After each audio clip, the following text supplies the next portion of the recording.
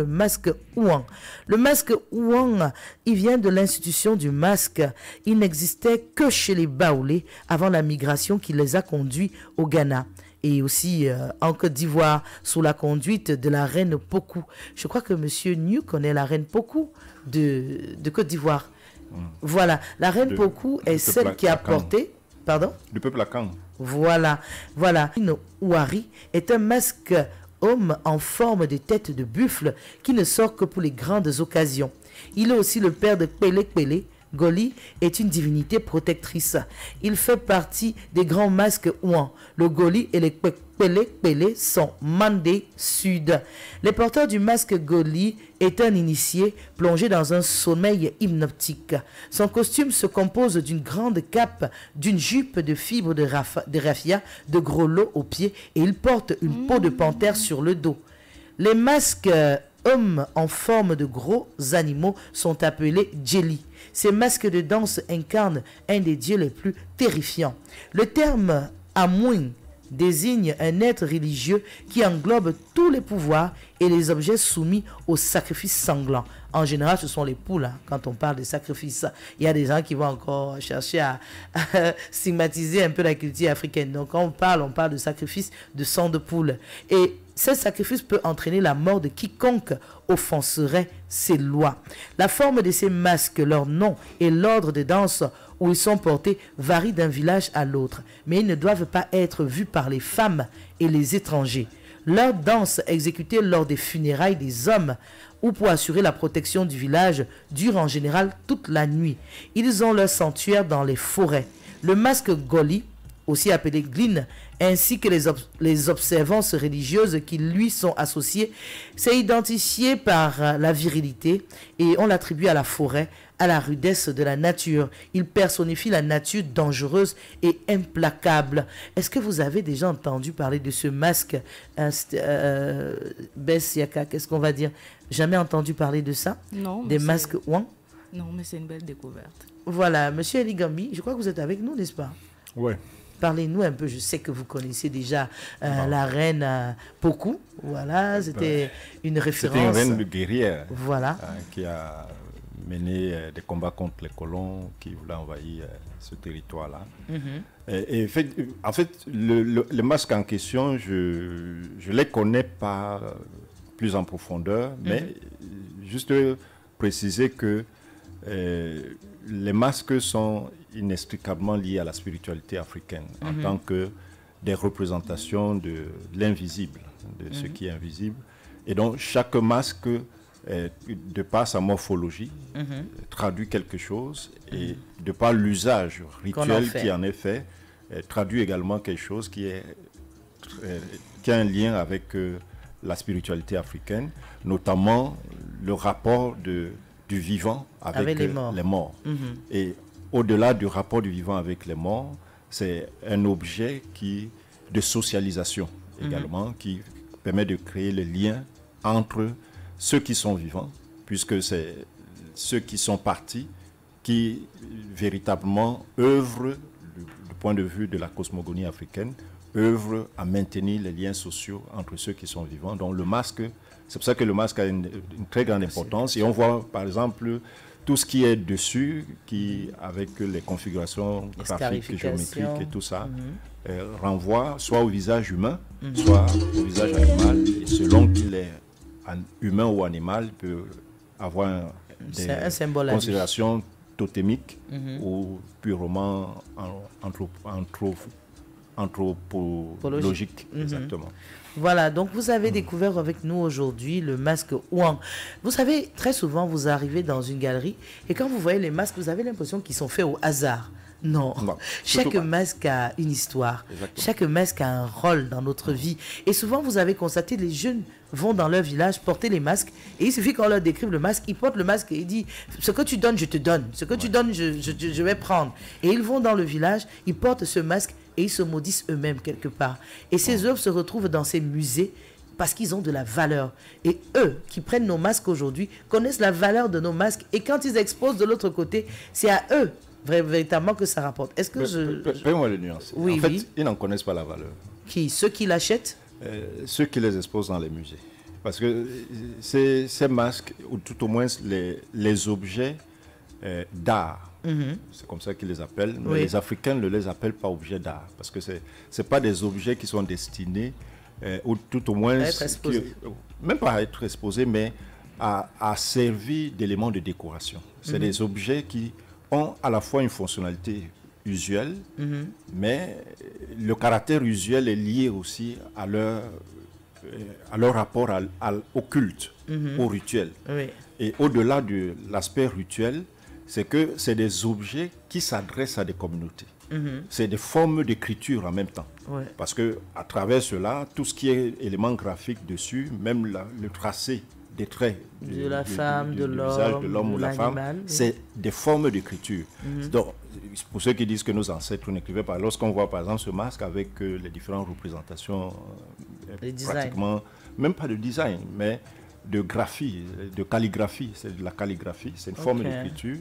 Donc, ils sont destinés à dire quelque chose aux populations auxquelles, ou aux communautés auxquelles ils s'adressent et qui en sont dépositaires. Or, eux, en les déplaçant de leur environnement premier, en réalité, ils galvaudent leur véritable essence et le sens que ces communautés donnent à ces objets-là, à ces masques-là. Donc, ce qui fait que leur valeur réelle est perdue dans les musées, alors que dans les espaces d'où ils viennent, c'est là où il y a véritablement leur place et c'est là où on peut mieux saisir leur portée, leur valeur et leur sens. Ça m'amène à vous poser une question. Il y a eu une exposition qui s'est déroulée il y a quelque temps du côté de la France. On est venu au Cameroun, on a porté des œuvres d'art. Sur la route des chefferies. Voilà. Donc ça veut dire quelque part, M. Ngambi n'était pas OK. Oui, non, je n'étais pas OK. C'est vrai, je comprends un peu le cheminement de ceux qui étaient à l'initiative de ce projet, qui ont pensé bien faire en transposant ce que nous avons de valeurs culturelles ailleurs. Sauf qu'on a amené cela chez ceux qui nous ont spoliés de ces valeurs-là et qui n'en comprennent pas le sens. Et d'ailleurs, si mes souvenirs sont bons, j'avais discuté un peu avec un responsable au ministère des Arts et de la Culture et qui me disait précisément sur ce projet que l'un des problèmes qui se posait pour accorder un certain nombre d'accompagnements institutionnels, c'était qu'un projet personnel finit par porter le nom de Cameroun. Et au-delà de ça, c'est le fait de s'approprier des éléments patrimoniaux camerounais pour les transposer ailleurs que dans les espaces où ils devaient figurer.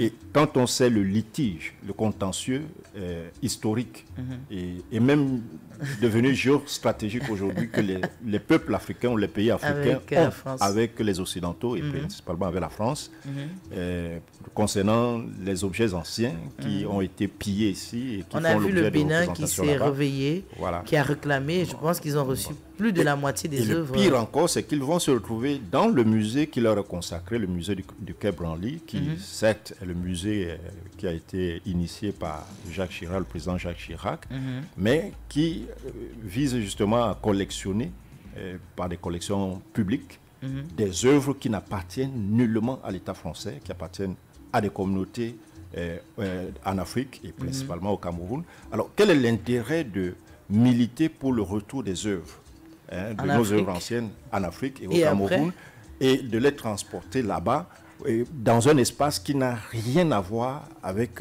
leur cosmogonie réelle. C'est-à-dire qu'en réalité, on est en train de, une fois de plus, de leur démontrer qu'ils avaient raison quelque part. Qu'ils avaient raison de s'avilir juste pour des intérêts.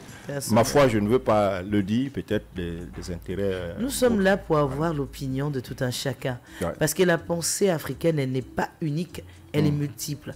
Et tant qu'on va se consulter, on va comprendre un peu, on va avancer. C'est pour ça qu'il ne faut pas avoir peur de dire ce qu'on pense et de pouvoir véritablement apporter un plus. Parce que ce que nous disons aujourd'hui, c'est pour construire. C'est pas pour déconstruire. Et c'est une réalité. Quand on sort une œuvre, par exemple, on va parler, je crois qu'il y a cette œuvre qui venait du Nord-Ouest, on a déplacé à Fouacom. Et vous voyez ça, on a parlé du fait que ça pleurait. Que quand on regardait dans le musée, on arrivait, il y avait des choses qui se produisaient. Jusqu'à changer d'énergie. Voilà, ils ont dû ramener l'œuvre à ses propriétaires. Donc aujourd'hui, quand on porte encore ces mêmes œuvres, après s'être plaint qu'on devait les laisser où ils doivent être.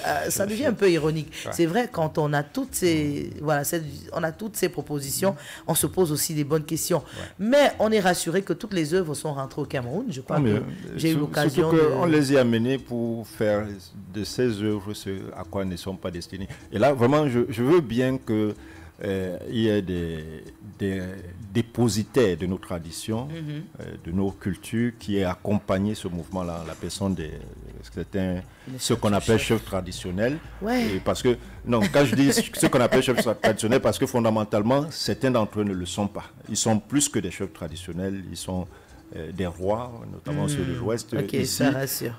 C'est des princes, c'est des gens qui sont investis d'une autorité. Ah, peut-être comme ils étaient à côté, ça gardait toute la valeur. Oui, justement, c'est le sens qu'on a voulu lui donner. Mais moi, ce qui me pose problème justement là-dessus, c'est que eux-mêmes, ils savent quelle est la pertinence d'un tel mouvement, ou tout au moins le fait que ce mouvement fait perdre à ces objets, à ces œuvres-là, leur pertinence, leur valeur réelle. Parce que ce n'est pas là. Et ces objets ne sont pas destinés à une représentation comme celle-là. À exposer. Plutôt, par exemple, le masque Wang, on dit que celui qui le porte doit être initié. Il doit être initié. Et il ne doit pas être vu par tout le monde. Il ne doit pas être vu par les femmes ni les étrangers. Et là, on a porté des œuvres, on allait exposer dans un musée. On n'a pas véritablement respecté un peu ce qu'il y avait derrière. C'est vrai que ce qui était aussi intéressant, c'est qu'on a associé à ça une création contemporaine, notamment de mes amis Hervé Yumbi, notamment son travail sur le masque qui a été associé à cette expédition-là, à ce projet. Et également Hervé et Yamgen, les deux Hervé d'ailleurs, ils étaient associés d'autres artistes. Mais on espère les avoir bientôt. Au moins pour l'élément contemporain, ça se comprend. Encore que ce qu'on appelle contemporain n'est que un passage dans le temps. Monsieur Ngambi, j'aime bien vous avoir sur le plateau parce que vous dites ce que vous pensez et je pense que tout le monde doit pouvoir grandir en écoutant les autres. Nous avons avec nous Bessiaka, écrivaine digitale, et on va lui poser la question, est-ce que vous allez dans les galeries? Oui, ça m'arrive. Et qu'est-ce qui vous a marqué? Si on dit une œuvre au Cameroun ou bien en Afrique, quelle est cette œuvre-là? Quand vous pensez à ça, vous vous dites, ça représente vraiment votre culture, votre tradition? Le nom en particulier, je ne sais pas. Décrivez-le. Nous sommes là pour décrire à nos auditeurs qui nous écoutent de l'autre côté. Alors, le premier musée que j'ai visité, c'était celui de Kribi. Bessiaka, je veux le... Quand on est ensemble, elle parle fort.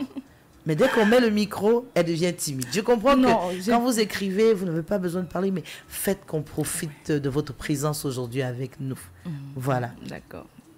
Oui, qu'est-ce que vous avez visité? Comment ça s'est présenté? Alors, le musée de Kribi, je pense, c'est le musée contemporain ou antiquité. Voilà, qu'est-ce que vous avez vu? Des masques, des statues un peu effrayantes. Bon, moi, il faut noter que j'ai l'imagination un peu fertile. Hein. C'est intéressant, ça veut dire que ces masques risquent de se refléter dans votre écriture. Et ça sera toujours une façon... Tout à l'heure, quand il parlait, moi, j'avais déjà ma chronique dans la tête. Hein. C'est important. Vous êtes avec nous, vous êtes sur Africulture et vous savez, on est là pour pouvoir découvrir qui nous sommes. C'est très important. Mais aussi aujourd'hui, on va vous proposer de retrouver, voilà, de participer à un grand concert qui va se dérouler très bientôt sur Douala. Vous voulez des billets? Vous voulez voir Kiz Daniel? Vous voulez voir Lady Ponce? Vous voulez voir, voilà, tout ce beau monde-là? Je crois que n'hésitez pas, voilà. C'est avec UCB, les 50 ans de UCB. Vous aurez l'occasion de gagner un billet. Envoyez simplement Afrique au 8034. En Afrique au 8034. Vous êtes sur Jambo FM. Vous ne vous trompez pas. Oui, c'est la radio, the only one, as they say. Vous envoyez au 8034. Vous aurez un ticket pour participer à ce grand événement, célébration de la bière qui représente notre patrimoine. Oui, vous le savez, quand on est sur Africulture, on célèbre tout ce qui est purement de chez nous. Donc, envoyez simplement Afrique, A-F-R-I-K, au 8034 et vous aurez votre billet. Envoyez, on va faire un tirage au sort et vous serez de la partie. Vous allez pouvoir profiter de ces personnalités africaines qui changent la donne dans le cadre musical. Maintenant, qu'est-ce qu'on va faire? On va penser à ces personnes qui sont parties. J'ai pas voulu dès le début directement, vous savez, la dernière édition, on a l'artiste Tchela Moana qui nous a fait la surprise, qui est parti, et c'était assez triste. Et on n'a pas voulu commencer comme si on pleurait. Non, on a voulu commencer comme s'il y a toujours la joie et que ces personnes sont parmi nous. Parce qu'on le dit en Afrique, monsieur Gambi, on le dit, quand ils partent, ils ne sont pas partis pour rien. Ils sont partis se reposer. Je pense que c'est ce qu'on dit sur le continent africain. Oui, parce qu'on pense que les morts ne sont pas morts et qu'ils continuent leur voyage vivant chez les ancêtres à travers non plus l'enveloppe physique qu'ils laissent, dont ils se délestent pour une enveloppe spirituelle. Je